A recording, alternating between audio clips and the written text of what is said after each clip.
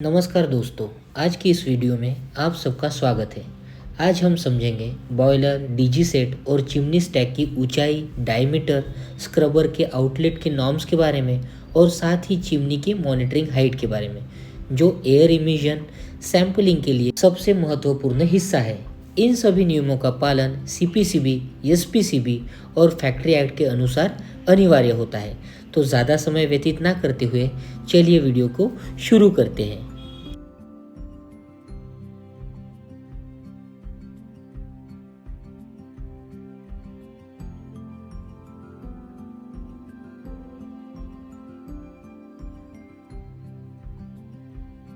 तो सबसे पहले समझते हैं कि चिमनी का स्टैक मॉनिटरिंग इतना आवश्यक क्यों होता है।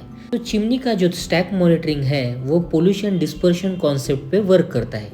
चिमनी का मुख्य उद्देश्य है कि प्रदूषक गैसेस जमीन के बजाय अधिक ऊंचाई पर फैले। यही कारण है कि सीपीसीबी ने बॉयलर, डीजी सेट और स्क्रबर के लिए अलग अलग स्टैक हाइट नॉर्म्स निर्धारित किए हैं। तो चलिए वीडियो में आगे बढ़ते हैं और समझते हैं बॉयलर चिमनी की हाइट रिक्वायरमेंट के बारे में। तो बॉयलर के लिए सीपीसीबी का कुछ वैज्ञानिक फॉर्मूला है, जैसे कि H is equal to 14 into Q 0.43, जिसमें H बराबर 14 गुना Q की पावर 0.3 होती है।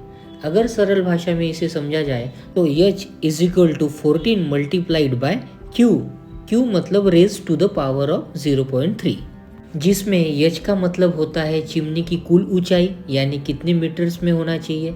वही Q का मतलब होता है बॉयलर से निकलने वाले SO2 का इमिशन क्या kg पर आवर्स पर है। वही 0.3 एक एक्सपोनेंट यानी पावर दर्शाता है। इसका अर्थ है कि Q का 0.3 पावर निकालकर उसे 14 से मल्टीप्लाई किया जाता है।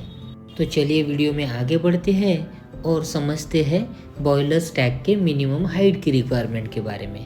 तो सीपीसीबी ने बॉयलर की क्षमता के आधार पर कुछ मिनिमम ऊंचाई निर्धारित की है। चलिए बारीकी से उसे समझते हैं। तो सबसे पहले अगर बात की जाए तो 2 से 5 टीपीएच वाले जो बॉयलर होते हैं उसकी ऊंचाई ज़्यादातर 12 मीटर होनी चाहिए। 5 से 10 टीपीएच वाले जो बॉयलर होते हैं उनकी ऊंचाई 15 मीटर तक होनी चाहिए। 10 से 15 टीपीएच वाले जो बॉयलर होते हैं उसकी ऊंचाई 18 मीटर होनी चाहिए। 15 से 20 टीपीएच वाले की 21, 20 से 25 टीपीएच की 24 और 25 से 30 टीपीएच वाले जो बॉयलर होते हैं वो 27 मीटर्स की हाइट के ज़्यादातर रहते हैं।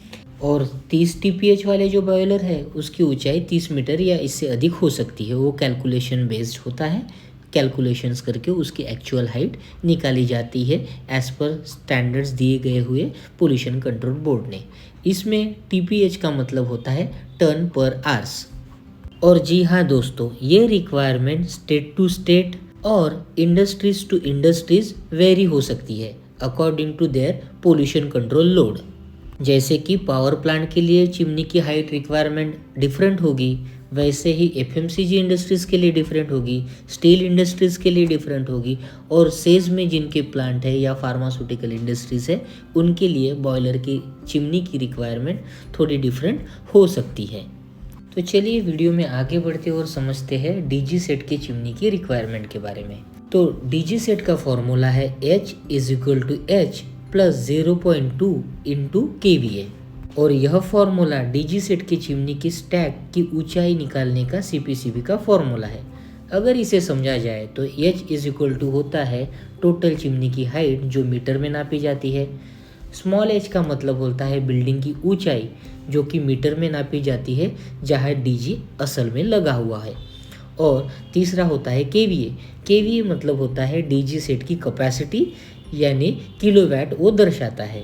और अगर इसे बारीकी से समझा जाए तो पहले डीजी सेट की क्षमता यानी टोटल केवीए का स्क्वायर रूट हम निकालते हैं, उसे 0.2 से मल्टीप्लाई करते हैं और फिर उसमें बिल्डिंग की ऊंचाई को जोड़ देते हैं। जो परिणाम मिलेगा वही चिमनी की H यानी असल हाइट होगी। एग्जाम्पल में अगर इसे समझे तो मान के चलिए आपकी डीजी जो है वो 500 केवीए का है, बिल्डिंग की हाइट जो है वो 12 मीटर की है। तो स्क्वायर रूट अगर हमको इसका निकालना है तो 500 का square root is equal to 22.36। वही स्टेप 2 में अगर हम उसको 0.2 से मल्टीप्लाई करते हैं इंटू 22.36, तो जो रिजल्ट निकल के आएगा वो होगा 4.47, जिसमें हम बिल्डिंग की कुल हाइट मिला देंगे। इसका मतलब 16.47 मीटर कुल हाइट होगी हमारे 500 kVA के डीजी सेट चिमनी की। वही 800 kW या उससे बड़े डीजी सेट के लिए मिनिमम हाइट की रिक्वायरमेंट 30 मीटर लागू की जाती है। ऊंची इमारतों में चिमनी कम से कम छत से 6 मीटर ऊपर होनी चाहिए, ये सीपीसीबी की रिक्वायरमेंट में आता है। तो चलिए वीडियो में आगे बढ़ते हैं और समझते हैं स्क्रबर आउटलेट चिमनी के रिक्वायरमेंट के बारे में। तो सबसे पहले जहाँ पर हमें स्क्रबर चिमनी के कुछ बेसिक समझने की ज़रूरत है। तो स्क्रबर जो है वो ट्रीटेड गैसेस को बाहर निकालने का काम करता है और इसके लिए भी चिमनी की कुछ रिक्वायरमेंट होती है जो कि हमें फॉलो करना बेहद ज़रूरी होता है। तो स्क्रबर ट्रीटेड गैसेस को भी नियमों के अनुसार चिमनी के बाहर निकालना आवश्यक होता है। यदि स्क्रबर बॉयलर से जुड़ा है तो बॉयलर के हाइट नॉर्म्स लागू होते हैं। यदि प्रोसेस स्क्रबर है तो चिमनी से कम रूफ लेवल प्लस 3 मीटर रखी जाती है और कई इंडस्ट्रीज़ में 15 से 25 मीटर तक भी रखी जाती है स्क्रबर की हाइट। और अगर आपके प्रोसेस स्क्रबर है जो कि मैन्युफैक्चरिंग एरिया से बाहर निकल रहे हैं और आपके बिल्डिंग का वो हाईएस्ट एरिया नहीं है, उसके ऊपर भी कोई बिल्डिंग का सेक्शंस आपका, इंडस्ट्री का सेक्शंस आपका जा रहा है, तो आपको स्क्रबर इस हिसाब से डिज़ाइन करना है कि जो आपके बिल्डिंग का हाईएस्ट पॉइंट है उसके ऊपर एटलीस्ट 3 मीटर आपका स्क्रबर का आउटलेट हो, ये नियम कहता है। तो दोस्तों देखते ही देखते आज का वीडियो काफ़ी बड़ा हो चुका है और बहुत सारी चिमनी की रिक्वायरमेंट अभी भी बाकी नहीं हुई है।